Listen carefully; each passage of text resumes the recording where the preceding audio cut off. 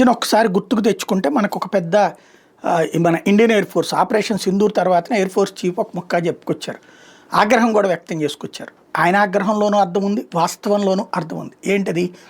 అత్యాధునికమైన యుద్ధ విమానాలు ఇస్తాను ప్రభుత్వం చెప్తుంది, డబ్బులు రిలీజ్ అవుతున్నాయి, ఇదే డబ్బులు కూడా ఓకే చేస్తున్నారు. కానీ సమస్య ఏంటంటే ఆ మెటీరియల్ మా చేతికి అందట్లేదు. తేజస్సు అట్లాగే ఆగిపోయింది, లైట్ వెయిట్ ఫ్లైట్స్ ఇట్లాంటివన్నీ ఆగిపోయినాయి.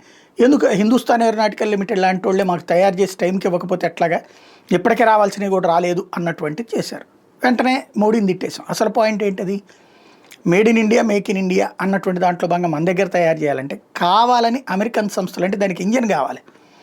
కొన్ని మన దగ్గర ఉన్న వాటిని మనం చేస్తున్న మిగతాది వేరే వాళ్ళ దగ్గర తెప్పించుకునే ప్రయత్నం చేస్తుంటే అమెరికా జీఈ వాడు కావాలని ఆపుతున్నటువంటి పరిస్థితి. ఫస్ట్ తేజస్ MK1Aకి సంబంధించి యుఎస్జీఈ ఇంతవరకు కూడా F404 ఇంజన్స్ ఇవ్వట్లేదు.